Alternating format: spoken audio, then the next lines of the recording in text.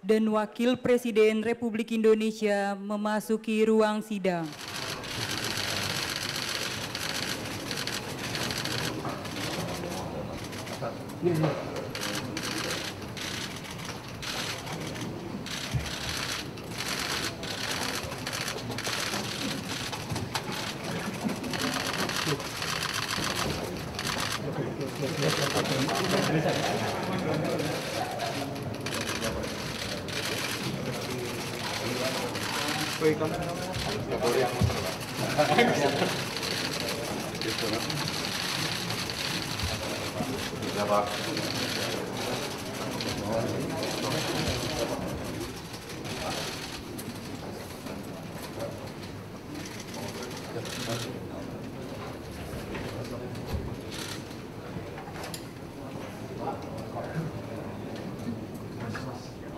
Bismillahirrahmanirrahim. Assalamualaikum warahmatullahi wabarakatuh. Selamat siang. Salam sejahtera bagi kita sekalian. Shalom, Om Swastiastu, Namo Buddhaya, salam kebajikan, rahayu-rahayu. Saudara-saudara sekalian, para anggota Kabinet Merah Putih yang saya hormati dan saya banggakan, Wakil Presiden yang saya hormati, para Menko, Ketua Dewan Ekonomi Nasional, para Ketua Badan, Panglima TNI, Kapolri, Jaksa Agung yang saya hormati, Kepala BIN. Saudara-saudara sekalian, sekarang saya kira adalah suatu momen bersejarah. Ini adalah sidang kabinet paripurna pertama yang saya pimpin. Kabinet yang kita sepakati, kita beri nama Kabinet Merah Putih untuk menjadi suatu simbol persatuan, simbol kebersamaan, simbol kebangsaan. Saya terus-menerus sudah beberapa tahun ini maju ke hadapan rakyat Indonesia, kepada semua pemimpin politik, pemimpin masyarakat, pemimpin agama, pemimpin pengusaha. Saya terus-menerus menekankan pentingnya persatuan. Sumber kunci keberhasilan kebangkitan suatu bangsa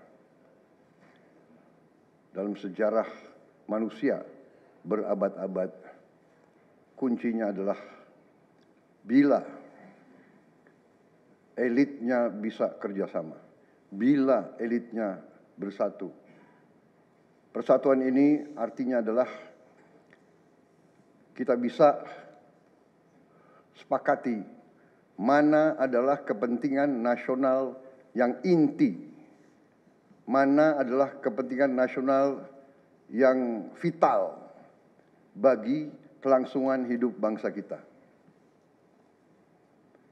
Kita masing-masing punya kepentingan politik masing-masing. Kita masing-masing punya kepentingan kelompok masing-masing. Tapi manakala kita sudah bicara tentang bangsa dan negara, kita harus sepakati kepentingan nasional yang vital. Saya meyakini bahwa kepentingan nasional vital kita tentunya harus kita sepakati adalah kemerdekaan dan keutuhan NKRI. Keutuhan Negara Kesatuan Republik Indonesia. dan untuk menjamin keutuhan dan kelangsungan hidup Negara Kesatuan Republik Indonesia, kita harus dengan handal, dengan cerdik, dengan pandai bisa menjaga dan mengelola kekayaan bangsa kita. Hanya apabila kita bisa menjaga dan mengelola dengan baik semua kekayaan kita, hanya dengan demikian kita bisa memberi pelayanan kepada rakyat kita. Kita bisa memberi kebutuhan hidup rakyat kita. Kita bisa membayar segala keperluan suatu negara modern. Dan di antaranya tentunya adalah menjamin kedaulatan bangsa.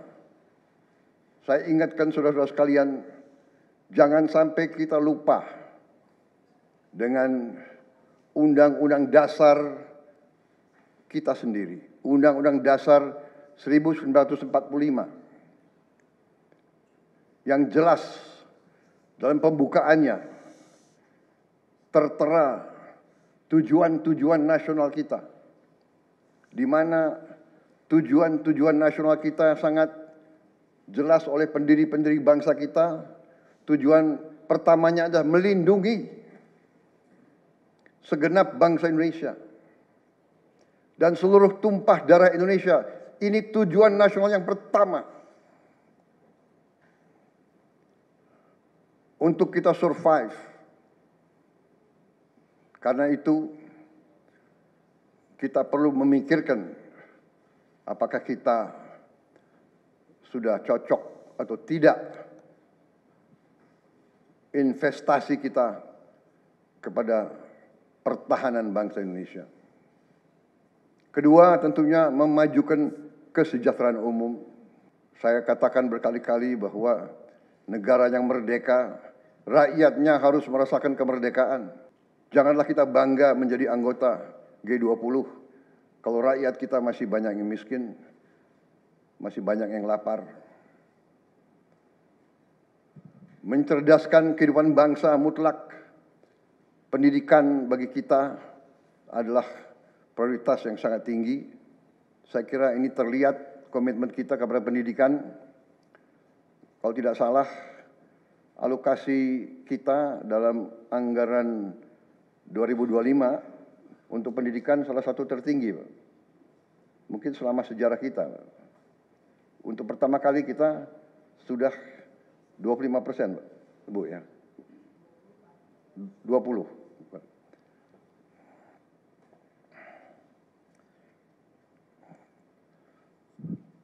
Jadi masalah pendidikan sangat utama. Ya tentunya tujuan nasional keempat kita juga hadir dalam pergolakan ataupun interaksi dunia, di mana kita harus selalu membela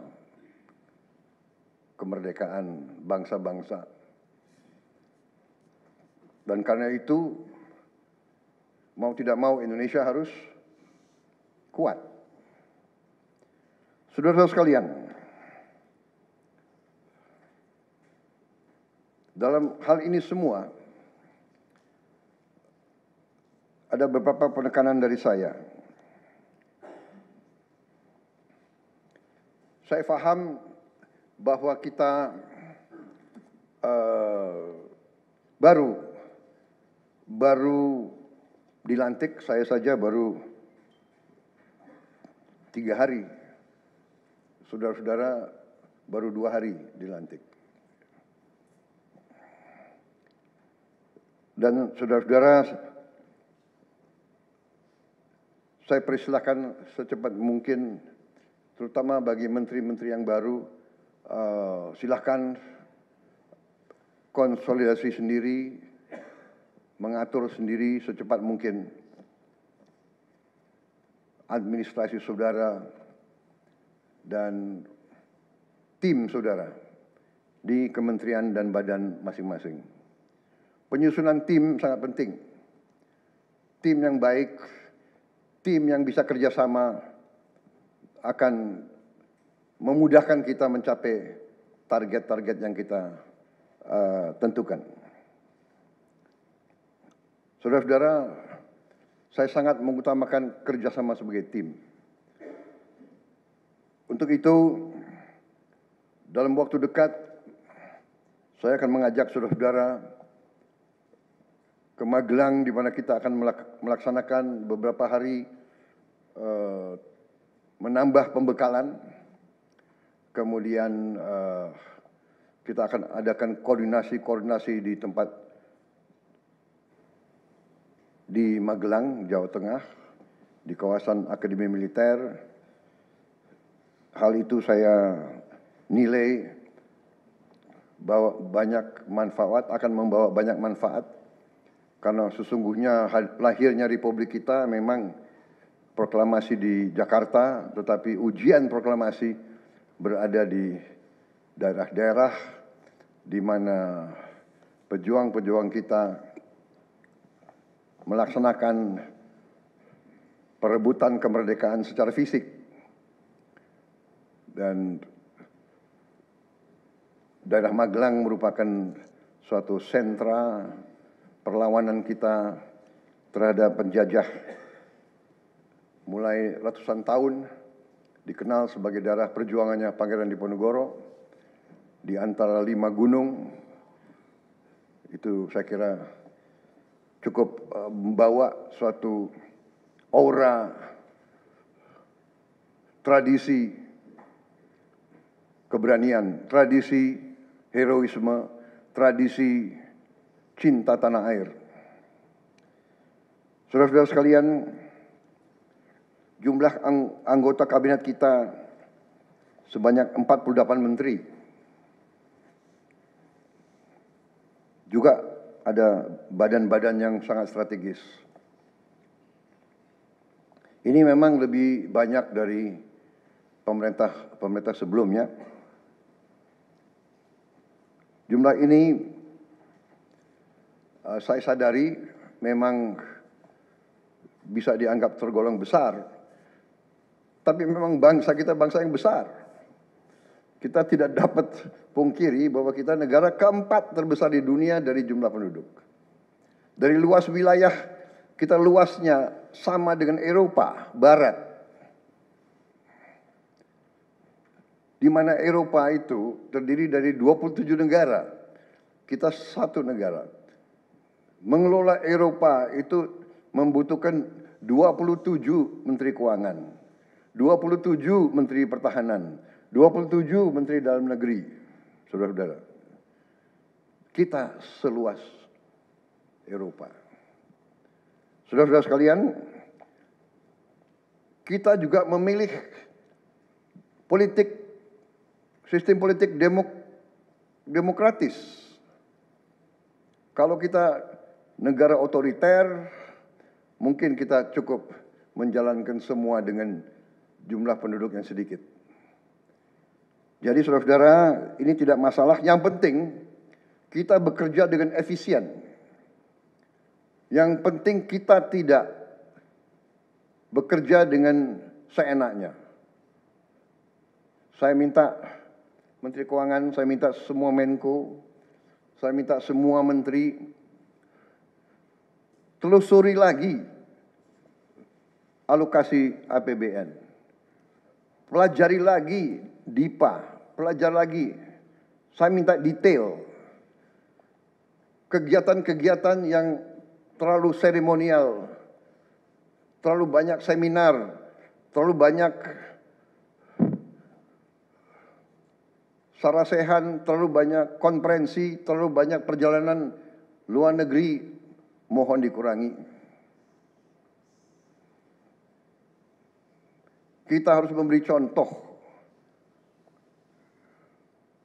Fokus kita adalah pembangunan ekonomi, kesejahteraan rakyat ke dalam. Jangan mengada-ada. Studi banding, belajar pramuka ke negara lain. Ya. Saya minta efisien. Saudara-saudara, kalau saudara perhatikan dalam pemerintahan yang saya bentuk, saya perkuat kepala staf kepresidenan. Saya perkuat itu, saya ada tambah lagi Badan Pengendalian Pembangunan dan Investigasi Khusus. Tugas mereka adalah memonitor semua program, semua proyek yang kita akan lancarkan. Saya juga membentuk suatu badan baru, Badan Percepatan Pengentasan Kemiskinan. Badan ini akan mempelajari, akan mengikuti semua program-program perlindungan sosial, semua program-program bantuan ke bagian golongan rakyat yang masih perlu bantuan, intervensi. Bukan saya ingin mencampuri pekerjaannya kementerian-kementerian, tidak. Tapi saya ingin membantu. Di mana ada bottleneck, di mana ada kesulitan, segera kita atasi. Marilah kita jujur mengakui bahwa birokrasi di kita sangat terkenal. Sangat terkenal ribetnya, sangat terkenal lambatnya. Bahkan ada pembicaraan oleh rakyat kita bahwa birokrasi pemerintah kita sering mempersulit, bukan mempermudah keperluan rakyat. Bahkan ada yang mengatakan kalau bisa dibikin sulit, kenapa dibikin mudah? Ya, ini saya minta menteri-menteri sekarang, mari kita lebih berani, mari kita lebih tidak ragu-ragu untuk memberi pelayanan yang terbaik kepada rakyat kita. Jangan ragu-ragu kalau saudara tidak puas dengan pejabat-pejabat di bawah Anda, laporkan, segera kita ganti. Begitu banyak orang yang mau mengabdi. Tidak ada orang di sini yang kebal, yang tidak patuh, tidak bekerja keras untuk bangsa dan negara dan rakyat. Saudara, saya beri wewenang, copot segera. Suruh tinggal di rumah aja, daripada bikin susah kita. Saudara-saudara sekalian, saya kira dalam waktu dekat saudara-saudara akan segera menyiapkan program kerja saudara masing-masing. Saya beri kesempatan segera, dan sewaktu-waktu terus saya akan panggil koordinasi. Tadi pagi sebelum sidang kabinet saya sudah koordinasi sama beberapa menteri, dengan Jaksa Agung, dengan BPKP, dan besok pun kita akan lanjutkan. Ada beberapa pengarahan dari saya, Menteri Bappenas, pastikan semua program dan kegiatan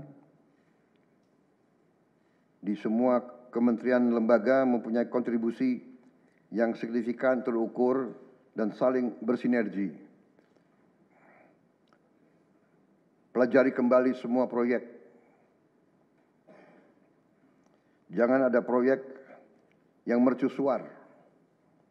Semua ditujukan kepada yang saya sampaikan pada pidato saya di depan Majelis Permusyawaratan Rakyat pada hari pelantikan saya. Kita harus swasembada pangan. Itu prioritas dasar karena situasi global. Perang besar bisa pecah setiap saat. Kita harus jamin kemampuan kita memberi makan rakyat kita sendiri. Swasembada energi mutlak. Kita bersyukur kita punya sumber alam yang sangat besar. Kita sekarang tidak boleh ragu-ragu memanfaatkannya sebaik-baiknya. Hilirisasi kunci daripada kemakmuran. Karena itu saya minta menteri-menteri terkait, Menteri Investasi, Hilirisasi, Menteri Bappenas, Menteri ESDM, dengan beberapa menteri lain dibantu oleh tentu Menko Perekonomian dan Ketua Dewan Ekonomi Nasional, saya minta segera inventarisir proyek-proyek penting dalam program hilirisasi kita. 26 komoditas, proyek-proyek yang vital dalam 26 komoditas tersebut yang harus dihilirisasi segera dirumuskan, bikin daftar, dan kita segera untuk mencari dana sehingga kita bisa mulai hilirisasi dalam waktu yang sesingkat-singkatnya. Kemudian program makan bergizi, Kepala Badan Gizi Nasional dan semua KL untuk siapkan segera kita mulai dengan bergerak cepat, tepat sasaran, terukur, tapi jangan takut dengan kesulitan. Saya masih mendengar beberapa tokoh meragukan kemampuan kita untuk laksanakan itu.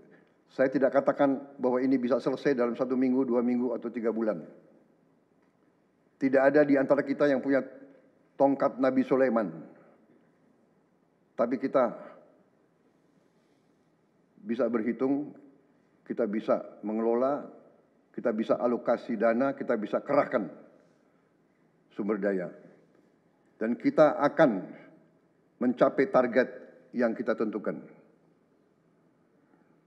Saya hakul yakin, saya pertaruhkan kepemimpinan saya. Bagi saya, makan bergizi untuk anak-anak dan ibu hamil ini adalah strategik.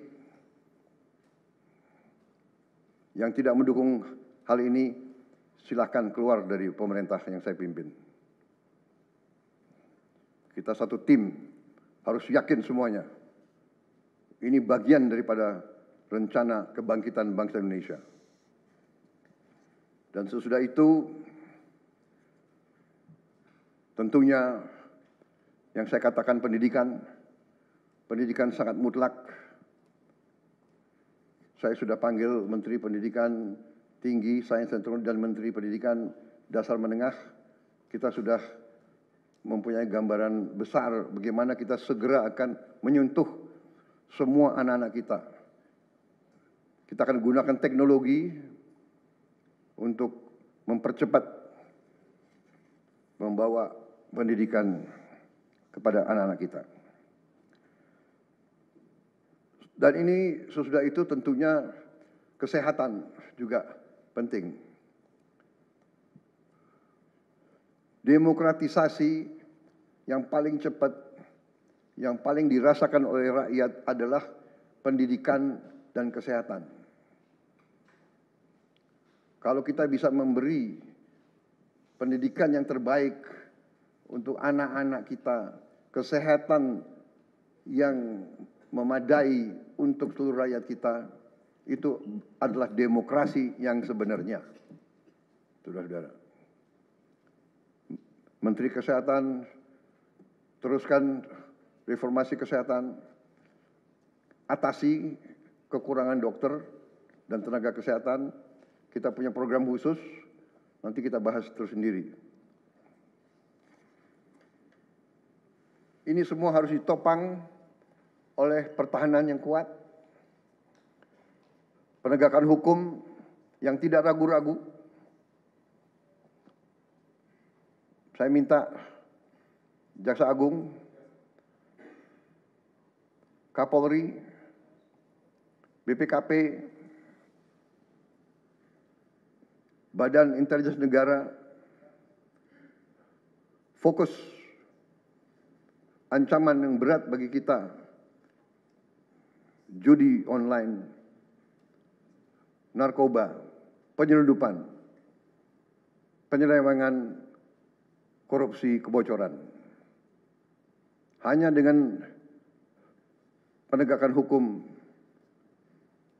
yang tegas dan intelligence yang baik, bukti-bukti yang kuat, bisa kita segera mitigasi hal ini. Kita dalam anggaran 2025 untuk pendidikan salah satu tertinggi, mungkin selama sejarah kita.